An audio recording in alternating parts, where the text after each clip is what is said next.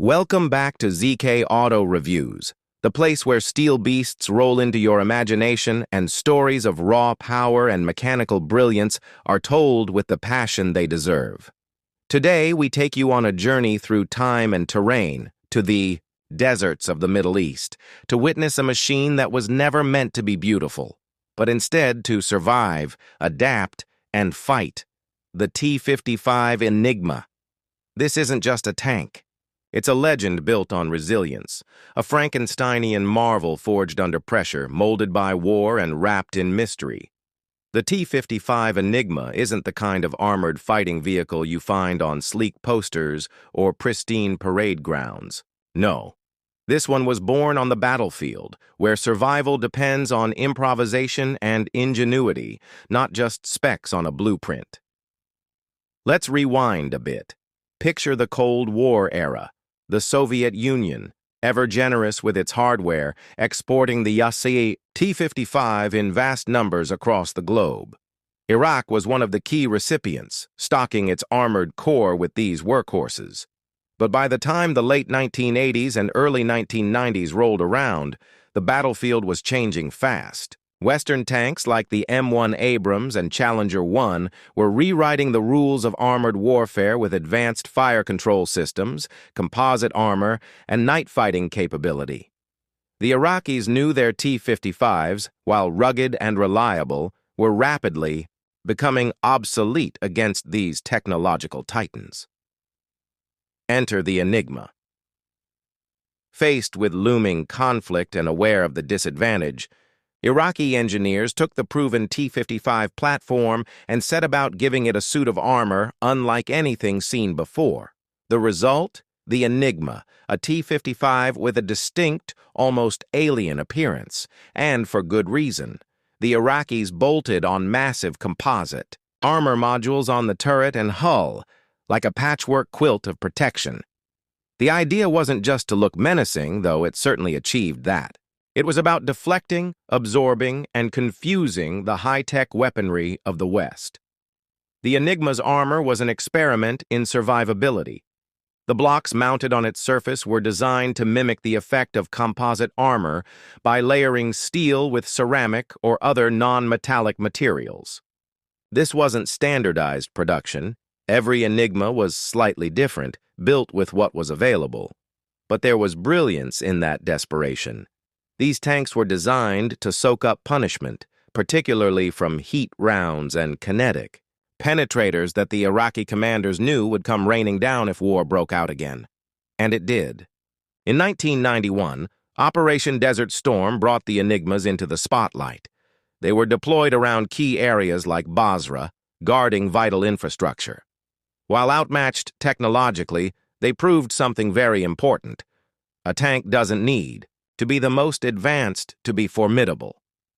U.S. forces encountered these Enigmas in battle, and while many were destroyed, the sheer presence of these heavily modified T-55s surprised many Western analysts.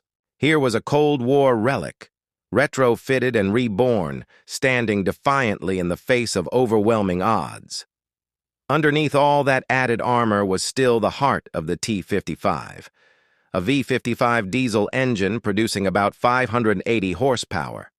Not blisteringly fast, by modern standards especially weighed down by the additional armor, but enough to keep it mobile and in the fight.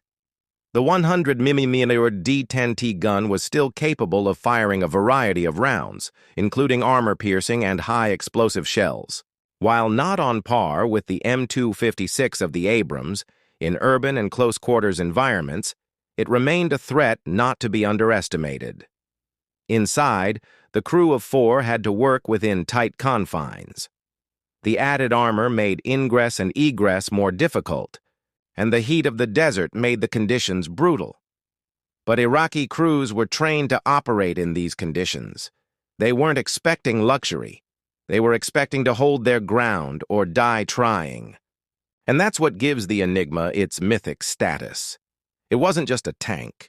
It was a testament to adaptation, to the will to survive. The Enigma wasn't mass-produced. Estimates suggest only a few dozen were ever made, making them as rare as they are fascinating.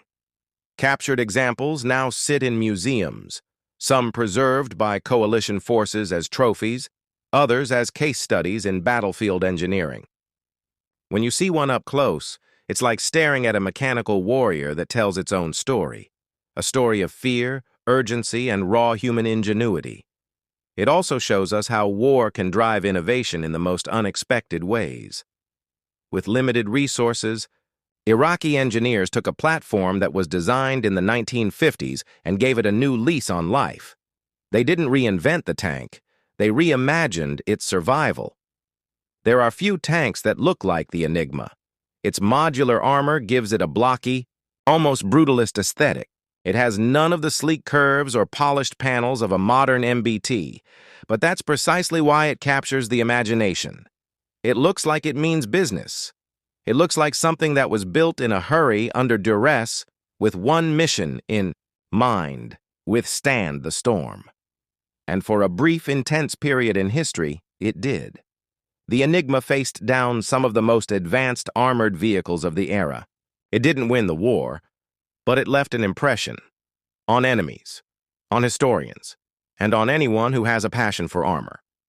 That's why here at ZK Auto Reviews, we salute the T-55 Enigma, not because it was the best, but because it dared to be different, because it reminds us that even in a world of cutting-edge tech, there is still room for grit, for improvisation, and for the kind of rugged determination that turns an old warhorse into a battlefield anomaly. So, if you enjoyed this, ride through history and armor, make sure to subscribe to ZK Auto Reviews.